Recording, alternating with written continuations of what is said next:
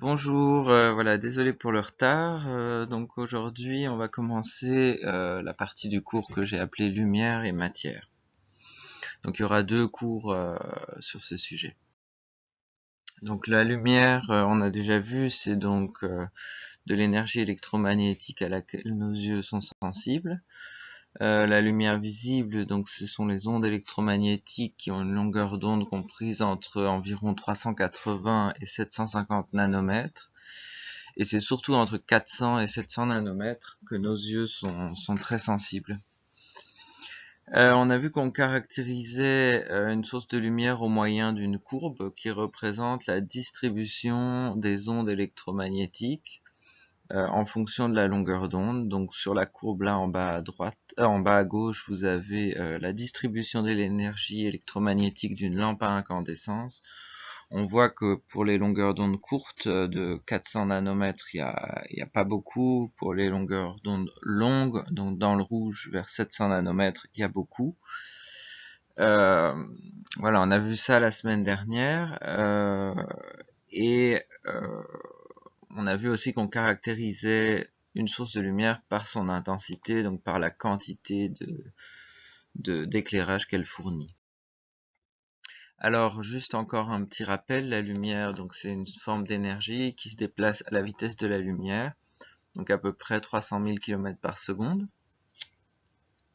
La lumière qui n'atteint pas la rétine reste invisible, donc c'est un rayon de lumière passe devant vous, mais qu'il n'est pas redirigé vers vous par un morceau de matière, vous ne le verrez pas. Et donc toute la lumière qu'on voit vient toujours d'une matière qui peut l'émettre, donc comme le filament d'une lampe, la refléter comme la surface d'un miroir, la diffuser comme la surface d'un objet peint ou la surface d'un nuage ou la neige, ou bien la transmettre comme une matière transparente, un morceau de verre coloré par exemple.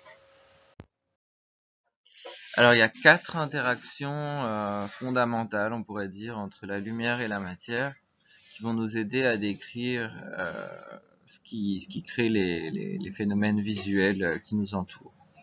Donc il y a la transmission, donc c'est quand la lumière atteint une matière transparente et qu'elle est ou translucide et qu'elle traverse cette matière. La réflexion, c'est quand la lumière arrive sur une matière et en quelque sorte elle rebondit dessus, comme sur un miroir. L'absorption, c'est quand la lumière arrive sur une matière et qu'elle est absorbée, donc elle disparaît dans la matière. Et puis la diffusion, on va voir, c'est quelque chose d'un petit peu plus compliqué. Donc la transmission, je vous ai mis là une image de morceaux de verre flottés. Ce sont les verres à vitre, les verres industriels, donc ils sont transparents. Et donc la lumière incidente qui se déplace dans l'air arrive sur la matière transparente et elle traverse cette matière, elle est transmise. La lumière qui sort, elle peut être plus ou moins modifiée, ça dépend un peu des qualités du matériau transparent. S'il est coloré, évidemment, la lumière transmise sera différente de la lumière incidente. La réflexion, c'est donc un mécanisme par lequel la lumière est reflétée par la surface de la matière. On pourrait dire d'une certaine manière qu'elle rebondit dessus. Donc la lumière reflétée elle est souvent peu modifiée, mais pas toujours. Là par exemple je vous ai mis deux exemples. Donc un morceau de cuivre où vous voyez que la lumière reflétée prend cette couleur cuivrée, un peu rougeâtre. Ou bien une goutte de mercure, là à la surface de la goutte de mercure qui est comme un miroir. La lumière rebondit tout simplement sans être vraiment modifiée. Alors ce qui est important dans cette idée de réflexion, c'est que la lumière ne pénètre pas dans la matière, ou elle pénètre vraiment très peu. Elle est vraiment comme une balle qui rebondirait sur la matière. Alors sur des matières qui sont réfléchissantes, donc des métaux polis par exemple, on a une surface qui est toute lisse et donc on a un effet visuel comme spéculaire, comme celui d'un miroir. Par contre, si la surface du métal est brossée ou si elle a une forme de surface irrégulière, alors la lumière va toujours se refléter directement en atteignant cette surface, mais puisque la surface n'est pas lisse, les rayons de lumière vont se refléter un peu dans tous les sens. Donc ça, on va avoir ce qu'on appelle une réflexion diffuse. Comme vous voyez là, au dos des feuilles de papier d'aluminium, on ne voit pas d'image dans le reflet sur cette matière parce que la surface de la matière n'est pas tout à fait lisse. Alors les réflecteurs lisses, en fait, ils donnent l'impression de couleur métallique. Donc en fait, c'est souvent des métaux, pas toujours. Et là, je vous ai mis quelques exemples. Donc bon, le mercure reflète sans changer la couleur de la lumière. Ensuite, vous avez un genre de papier d'emballage de cadeau rouge. En fait, là, c'est simplement un réflecteur du même type sur lequel il y a une couche d'encre rouge transparente. Donc là, la lumière est changée par l'encre rouge. Une partie de la lumière est absorbée et donc on a cet effet métallisé rouge. Les casseroles là, donc c'est de l'inox brossé. Donc on voit que là on a un reflet mais qui est déjà un peu plus nuageux, comme ça les images ont l'air floues quand elles se reflètent sur ces objets. En bas vous avez une pépite d'or et puis les morceaux de cuivre. Alors je vous donne un petit défi, c'est d'après vous laquelle de ces images est une image virtuelle faite par ordinateur. C'est pas facile à deviner. Alors l'absorption de la lumière, c'est pas très compliqué, hein, c'est donc le mécanisme par lequel une matière va absorber la lumière. Ce qui se passe en général, c'est que l'objet qui absorbe la lumière chauffe. Donc, en fait, l'énergie lumineuse devient de la chaleur dans l'objet. Alors là, je vous ai mis deux exemples. En fait, c'est du Vantablack, donc c'est le matériau noir le plus absorbant, le plus noir qui existe dans le monde. C'est le fameux matériau que Anish Kapoor a acheté, où il a obtenu la licence exclusive pour ce matériau. Vous voyez dans la vidéo de gauche qui est maintenant en train de tourner, un pointeur laser dirigé vers cette matière est complètement absorbé. C'est vraiment extraordinaire, c'est vraiment un matériau extrêmement noir. Et alors sur la vidéo de droite, vous voyez en fait qu'il y a deux objets en Vantablack et quand on place un objet sur l'autre, il disparaît complètement. En fait, il n'y a absolument aucun moyen de voir cet objet parce qu'il est tellement noir qu'il n'y a aucune perception de la forme de l'objet qui se produit. Parce que quand la perception de la forme de l'objet est due au fait qu'il y a un peu de lumière qui se reflète dessus. Et donc là, vous voyez, c'est quand même assez extraordinaire. Ce matériau noir est tellement noir qu'il a une apparence visuelle vraiment déroutante. C'est juste un endroit de trouver. Alors, maintenant, on va voir la diffusion. Donc, la diffusion, c'est un mécanisme un petit peu plus complexe par lequel donc la lumière pénètre dans une matière, mais elle pénètre profondément sous la surface et elle en ressort dans de multiples directions. Alors, de nouveau, la lumière qui ressort peut être peu modifiée ou très modifiée. Donc, si elle est peu modifiée, on va avoir affaire à des diffuseurs neutres, donc soit de blanc, soit de gris, soit de noir. Si elle est très modifiée, si une partie du spectre de la lumière est absorbée, des couleurs vont apparaître. On va voir deux types de diffusion. Celle-ci, c'est la première, c'est la diffusion vers la source. Ce que j'entends par là, c'est que on a donc une lumière incidente, c'est la flèche bleue ici. La lumière pénètre dans la matière, elle va se balader un peu dans cette matière, sous la surface, et elle va ressortir du côté où elle est entrée, mais en général pas dans la même direction. Alors la lumière diffusée vers la source, c'est souvent décrit dans la littérature ou bien sur Internet, par exemple sur Wikipédia, comme de la réflexion diffuse. Mais c'est pas tout à fait correct en fait. La réflexion diffuse, c'est ce qu'on a vu avant avec la feuille d'aluminium qui a une surface pas tout à fait lisse. En fait, la lumière diffusée par les pigments, par les peintures, elle pénètre dans la matière. Donc c'est ça la différence avec la réflexion sur les objets métalliques. Dans le cas des objets métalliques, la lumière rebondit dessus. Dans le cas de la diffusion, la lumière pénètre à l'intérieur et elle ressort en général pas dans la même direction et pas au même endroit. Donc ça crée des surfaces qui ont une apparence très mate et puis souvent opaques ou bien peut-être poudreuses. Alors la cause de ça, c'est qu'en fait dans ces matières diffusantes, il y a de nombreux éléments transparents, minuscules, qui peuvent être colorés ou bien achromatiques. Et ces nombreux éléments ensemble redirigent progressivement la lumière vers l'œil. Alors ça peut sembler bizarre quand je dis que la diffusion est due à de nombreux petits éléments transparents, mais pensez par exemple à de la neige.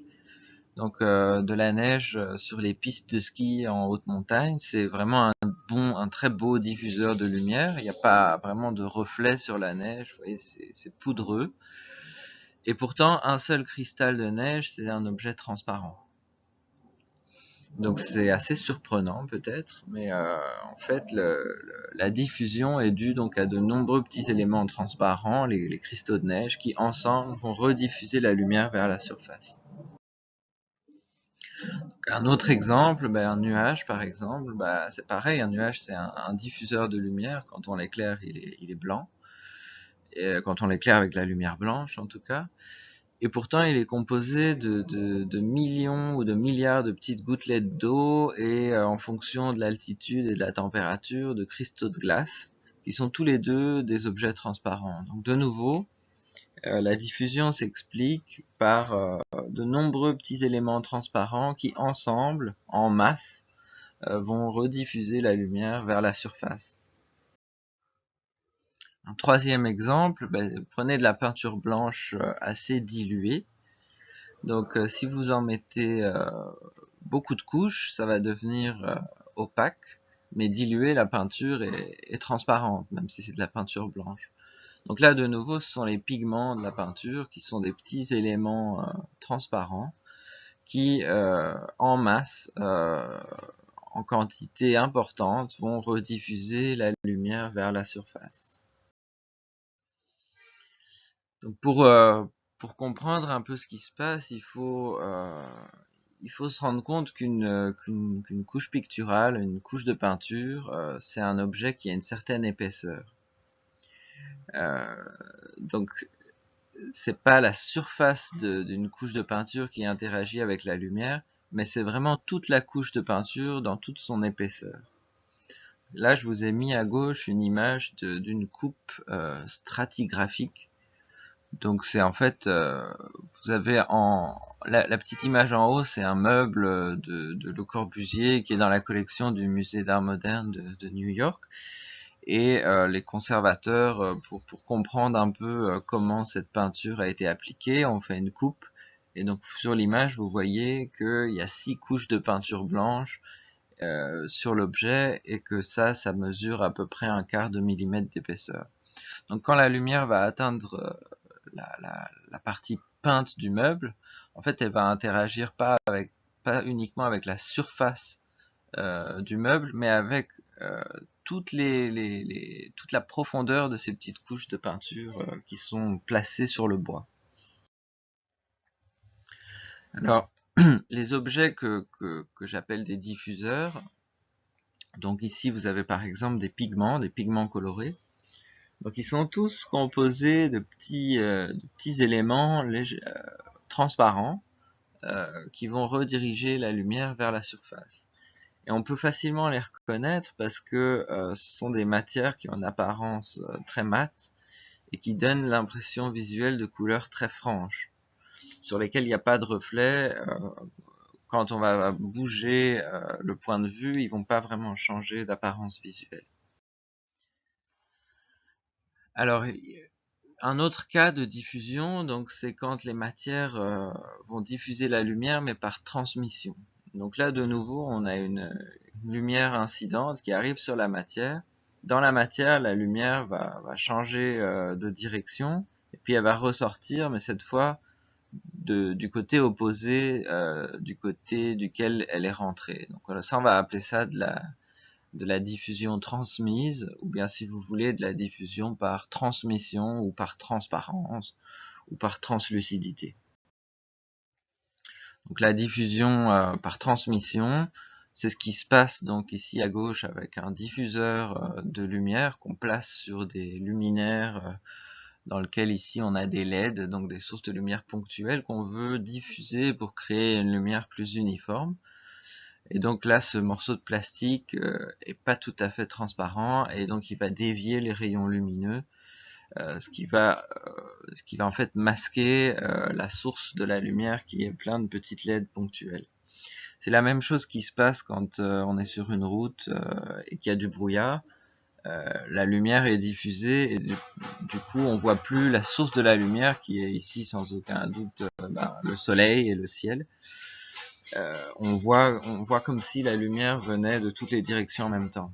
C'est de la lumière diffuse. Alors pour essayer de comprendre ce qui se passe dans la diffusion, on va utiliser un modèle géométrique simplifié. Alors, je vous dis pas que c'est exactement ce qui se passe, mais ça y ressemble beaucoup. Donc on va jouer à un jeu, j'ai appelé ça le jeu de la diffusion. Donc on va avoir des pigments que je représente par des petits cercles noirs, et puis des rayons de lumière que je représente par des flèches. Et donc à chaque fois qu'un rayon va toucher un pigment, il va être envoyé dans une direction aléatoire. Donc on va se demander qu'est-ce qui va se passer si on met une petite quantité de pigment ou bien si on augmente la concentration de pigment. Donc là, j'ai un petit espace dans lequel il y a 25 pigments, donc 25 petits cercles noirs. Et on va voir ce qui se passe quand j'envoie mes rayons. Donc vous voyez que la plupart des rayons, en fait, n'atteignent pas les pigments. Et donc ils passent au travers de mon jeu, là. La plupart passent au travers. Certains sont redirigés vers le bas, donc ça va être la diffusion vers la source. Et puis d'autres sont déviés quand ils traversent la couche picturale, ils sont déviés par des pigments. Et donc ça, c'est la diffusion par transmission. Maintenant, on va mettre plus de pigments. Donc là, on a 250 pigments. Donc, on va voir ce qui se passe. Donc là, vous voyez que les pigments ont beaucoup plus de chances d'être atteints par les rayons lumineux. Et on voit tout de suite que c'est la diffusion vers la source qui domine. En fait, la lumière ressort surtout du côté par où elle est rentrée. Quelquefois, elle peut traverser le matériau, mais ça arrive quand même peu fréquemment.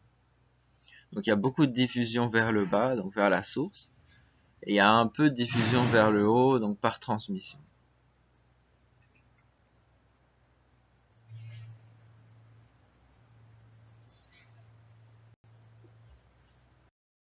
Donc maintenant, j'ai un matériau où il y a 2000 pigments dans le même espace, donc il y a beaucoup plus de concentration du même mécanisme. Et alors, qu'est-ce qui se passe? Magie. Vous voyez que quelquefois, les pigments font un trajet assez long dans la matière.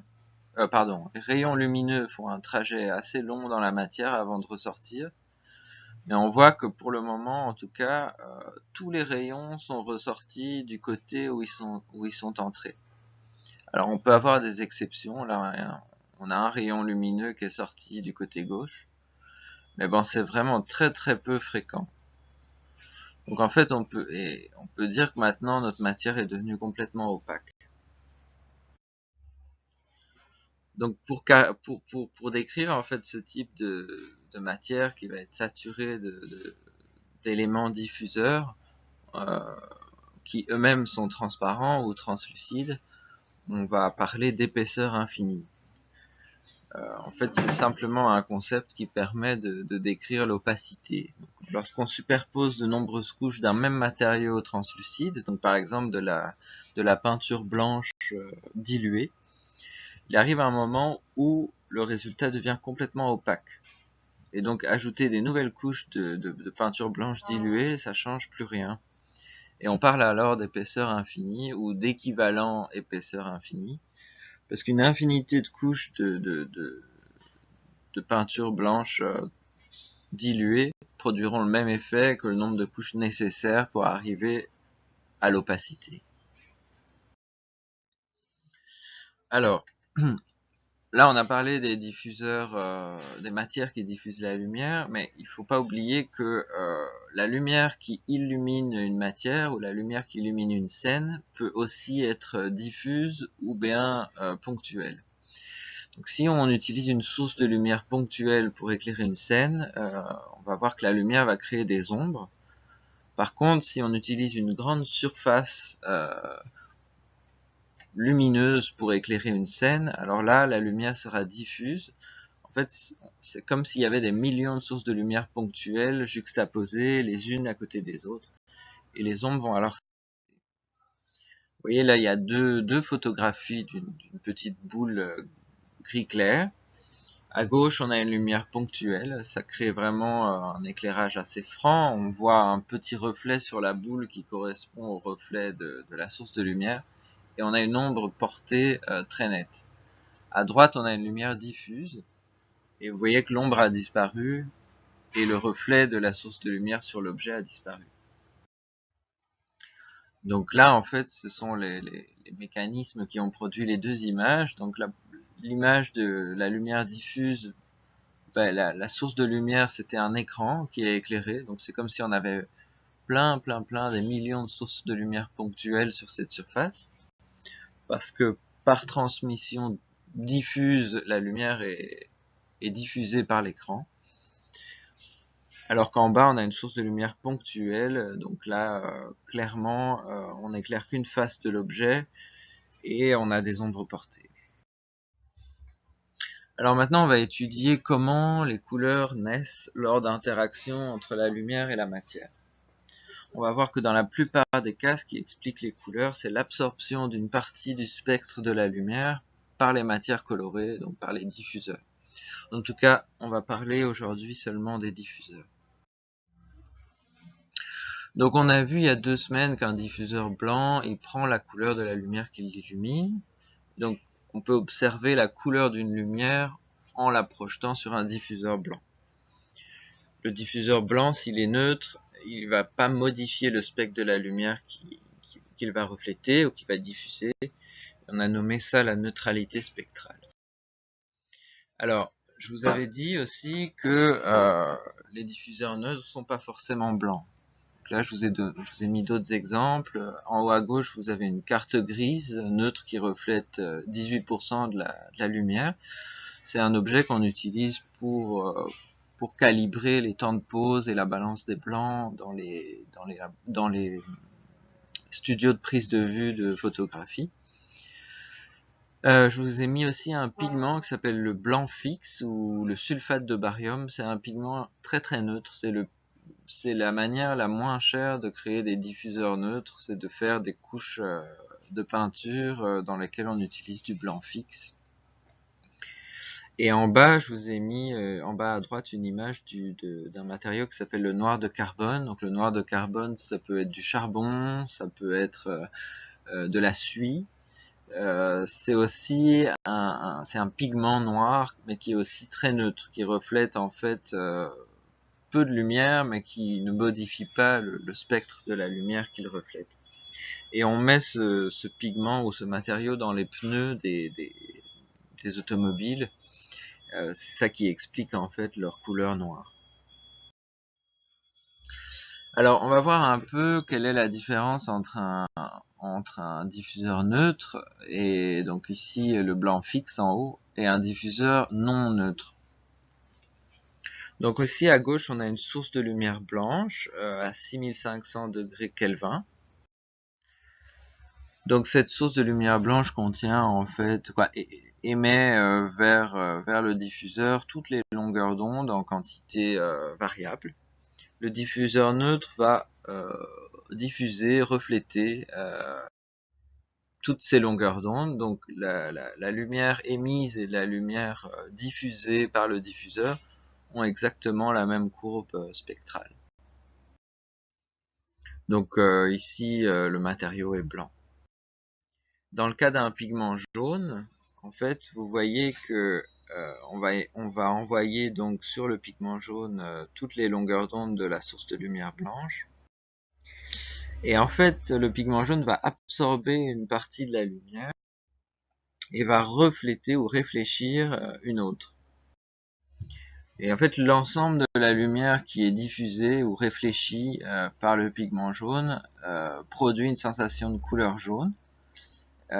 Parce que le pigment jaune a absorbé la lumière bleue et la lumière violette. Vous voyez que la lumière qui est réfléchie par le pigment jaune n'a pas le même spectre, ne dessine pas la même courbe que la courbe de la source de la lumière. En fait, pour caractériser la propriété d'un matériau diffuseur à modifier le spectre de la lumière qui est réfléchie par ce matériau, on utilise une courbe qu'on va appeler la réflectance. Donc là, on a de nouveau une lumière blanche qui atteint un diffuseur neutre et la lumière est reflétée. Puisque le diffuseur est neutre, la courbe à gauche et la courbe à droite sont les mêmes. Ce qu'on appelle la réflectance, c'est en fait la propriété du matériau, la courbe qui est pour le moment entourée en noir.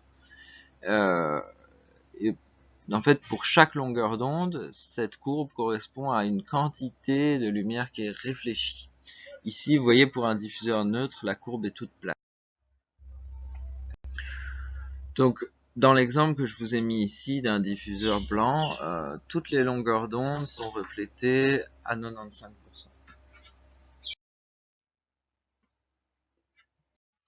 Donc dans le cas d'un diffuseur neutre et blanc, on voit que donc la lumière diffusée ou reflétée par le diffuseur est de la même couleur que la lumière qui l'illumine et qu'elle est diffusée en grande quantité. Donc ici on a une nouvelle courbe, c'est la réflectance d'un matériau gris qu'on voit sur l'image. La courbe est à peu près plate. Toutes les longueurs d'onde sont reflétées à environ 20% dans cet exemple-là. Le matériau est gris. Et donc ce qui se passe, donc on a une lumière blanche qui illumine le matériau gris, le diffuseur neutre gris. Et la lumière reflétée, elle est de la même couleur ou de la même chromaticité que la lumière, mais elle est reflétée en moindre quantité. Du coup, le matériau est gris.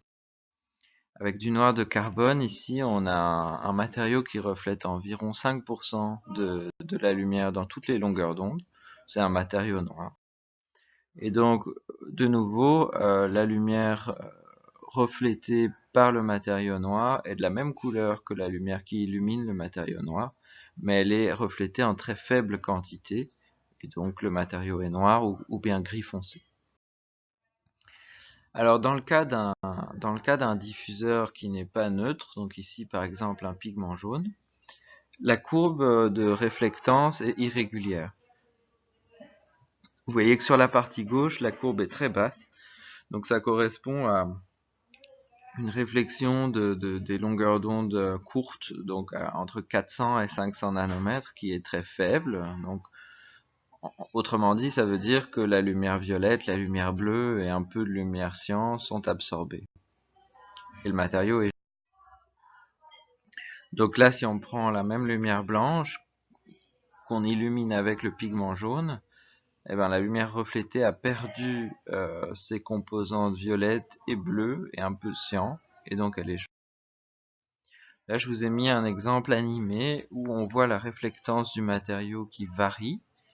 Donc, plus le temps avance et plus les longueurs d'onde courtes sont absorbées. Au bout d'un moment, on absorbe d'abord la lumière violette, puis la lumière bleue, puis la lumière cyan, puis la lumière verte, la lumière jaune, la lumière orange, et puis la lumière rouge. Donc vous voyez que la lumière réfléchie change de forme et la couleur résultante du matériau passe du blanc au jaune, à l'orange, au rouge, jusqu'au rouge foncé. Donc je donne un autre exemple. Ici vous avez une photo d'un pigment très courant, ça s'appelle le magenta de quinacridone, pigment rouge numéro 122. C'est un pigment organique, ça veut dire que c'est un pigment synthétique dérivé du pétrole. Et c'est le pigment magenta le plus utilisé dans les imprimantes, dans les peintures magenta primaire, etc.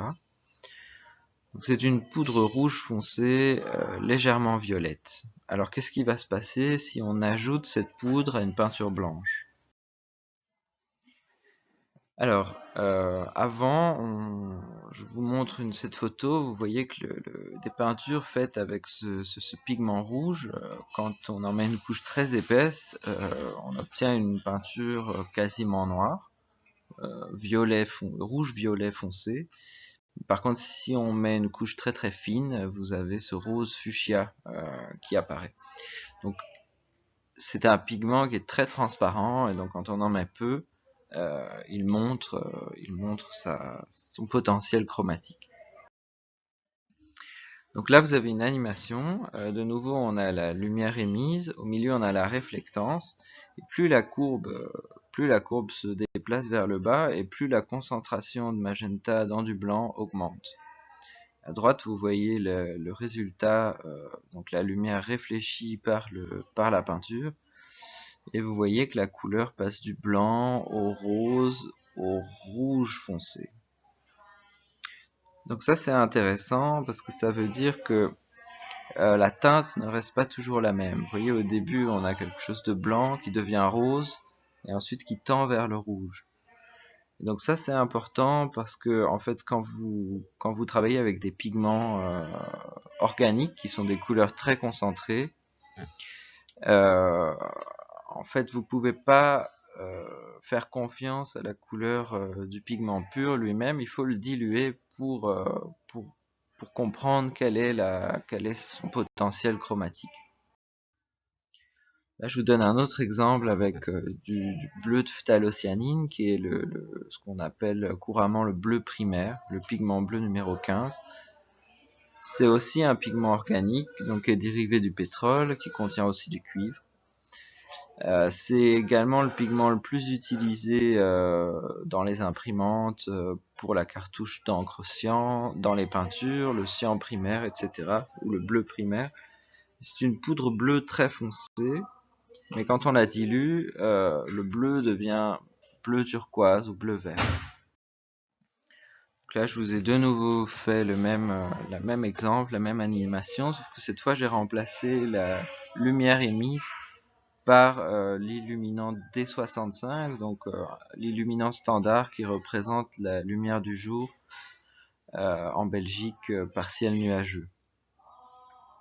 Et donc vous voyez que plus on ajoute de bleu de phtalocyanine dans le blanc, et plus la couleur devient foncée. Au début, on a un bleu un peu verdâtre qui va devenir bleu un peu rougeâtre. Donc de nouveau, on a un changement de teinte. Et la couleur du pigment pur ne correspond pas forcément ou pas très bien à la couleur du pigment dilué.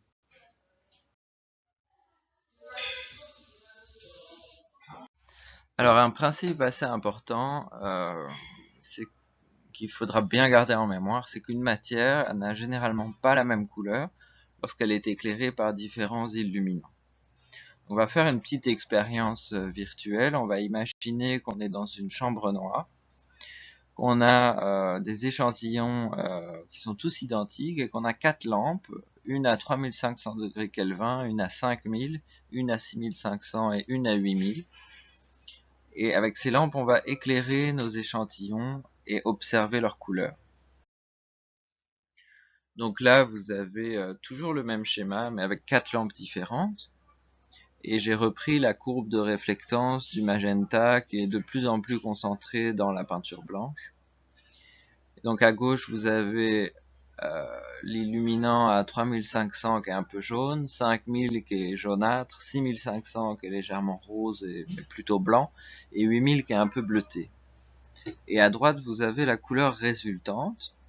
Et vous voyez que pour l'illuminant à 3500 tout en haut, on va passer d'abord par quelque chose d'un peu plus orangé, et en bas, pour l'illuminant à 8000, qui est une lumière plus bleutée, on va passer tout de suite à un magenta plus bleuté. Donc ça, c'est important de comprendre que, étant donné que les illuminants, que les sources de lumière ont des distributions spectrales différentes, certaines envoient plus de lumière jaune ou de lumière rouge, d'autres envoient plus de lumière bleue. Bon, ben le résultat sur l'apparence visuelle des matières qu'on va éclairer avec sera pas toujours le même. Donc on aura une couleur de la matière qui dépend de la couleur de la lumière avec laquelle on l'illumine. Et donc pour observer la couleur d'un matériau dans les laboratoires de couleurs, on utilise une source de lumière définie. Et on peut comparer l'apparence visuelle d'une matière éclairée par différentes lumières grâce à des systèmes de cabines d'éclairage, comme on voit ici, qui vont simuler différents types de sources de lumière, et donc grâce auxquelles on pourra observer la couleur d'une matière en fonction de la lumière qui l'illumine. Et donc il faut bien garder en mémoire que la couleur d'un matériau dépend toujours de la lumière qui l'illumine. Et donc si vous créez un objet, si vous êtes designer, si vous faites du textile, ou même si vous faites de la peinture, il est important de maîtriser la lumière avec laquelle vous travaillez et la lumière avec laquelle vous allez montrer vos objets. Alors dans un laboratoire de couleurs, quand on fait des mesures de réflectance d'un matériau, donc avec un spectrophotomètre, on va mesurer la quantité de lumière qui est réfléchie par un objet. On va toujours choisir une source de lumière de référence, donc ici c'est sur la gauche, et on va toujours observer le matériau à un certain angle donné. Alors ici, dans la figure au centre, vous avez ce qu'on appelle une géométrie à 45,0.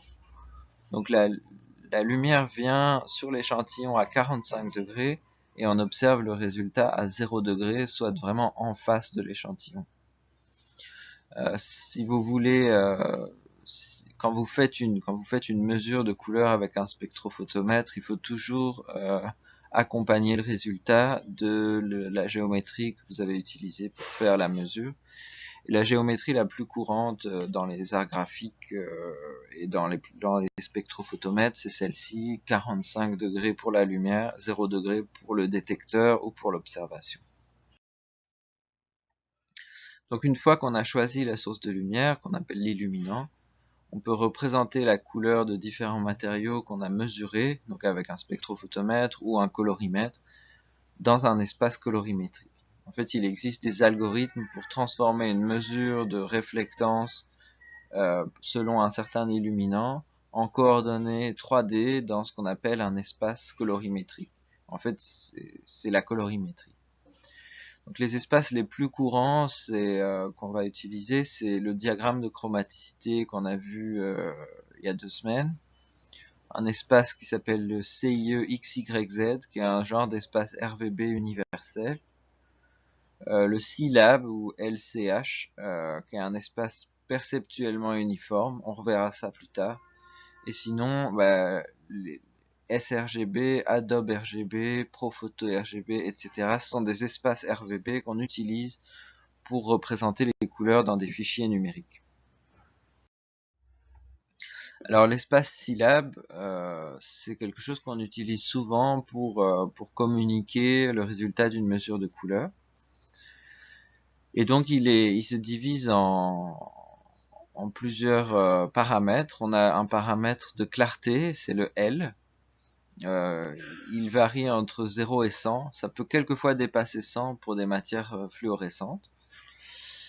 Et donc là, vous voyez sur l'image de gauche des variations de clarté. Donc si on a une clarté de 0, on a quelque chose comme le noir absolu. Et puis plus on va vers les clartés hautes, et plus on s'approche de la clarté d'un diffuseur parfait. Et alors le chroma, c'est en fait au centre si on regarde l'espace vu du dessus, on va avoir deux axes, un axe rouge et vert et un axe jaune et bleu, qui se croisent en un point neutre où les couleurs sont en fait soit du blanc, soit du gris, soit du noir. Et le chroma, c'est en fait la distance entre ce centre, qui correspond à une couleur achromatique, et l'emplacement de la couleur qu'on a mesurée. Donc là, vous avez un petit point bleu qui s'appelle A, et il a un chroma d'environ 50, parce qu'il se trouve tout près du cercle sur le schéma qui correspond à un chroma de 50. Et alors la teinte, c'est ce qui est représenté par les flèches où il y a marqué hue, ça veut dire teinte en anglais. La teinte, c'est l'angle que forme le point de notre couleur par rapport au repère qu'on voit ici. Donc c'est un angle sur un cercle chromatique qui peut varier entre 0 et 359,99 degrés. Et donc c'est une position sur le cercle chromatique. Donc par exemple une teinte de 90 degrés, ça va être un objet jaune. Une teinte de 180 degrés, ça va être une couleur verte, etc. Alors, maintenant on va faire un petit exercice, un petit jeu en fait. On peut, tout ce qu'on a vu précédemment pour les interactions lumière-matière qui créent des couleurs, on peut souvent faire une approximation en réfléchissant en RVB, donc rouge, vert et bleu. C'est souvent utile et c'est facile à retenir et ça correspond souvent assez bien avec la réalité. Mais quand même attention, c'est une représentation qui a des limites et quelquefois ça fonctionne pas. On va voir un exemple pour lequel ça fonctionne pas. Alors si on simplifie en RVB, on va représenter la lumière blanche par de la lumière rouge, plus de la lumière verte, plus de la lumière bleue. Le blanc, donc il va refléter toutes les couleurs, donc il reflète le rouge, le vert et le bleu. Le noir, il absorbe toutes les couleurs, donc il reflète ni le rouge, ni le vert, ni le bleu. Le jaune absorbe la lumière bleue, donc il reflète de la lumière rouge et de la lumière verte. Et la lumière rouge et la lumière verte ensemble créent la sensation du jaune. Alors ça peut peut-être vous étonner, mais pourtant c'est vrai. Si dans une chambre noire on projette simultanément sur un écran blanc une lumière rouge, rouge un peu orangé, et une lumière verte, un vert un tout petit peu jaunâtre, la superposition des deux lumières crée une sensation de jaune. Donc le cyan, il absorbe la lumière rouge, donc il reflète la lumière verte et la lumière bleue. Le magenta absorbe la lumière verte, il reflète la lumière rouge et la lumière bleue. La matière rouge absorbe la lumière cyan, donc elle absorbe le vert et le bleu. Le vert absorbe le rouge et le bleu. Le bleu absorbe le jaune, donc le rouge et le vert. Maintenant, cette simplification, ça permet d'expliquer assez facilement la notion de couleur complémentaire. Donc, les lumières réfléchies par des couleurs complémentaires, si on les additionne, ça recrée de la lumière blanche. Donc, ce qu'on va faire, on va utiliser la valeur 1 pour dire la surface reflète et la valeur 0 pour dire la surface absorbe. Et on va mettre ça dans l'ordre RVB. Donc le noir, il absorbe le rouge, il absorbe le vert, il absorbe le bleu, donc on le note 0, 0, 0.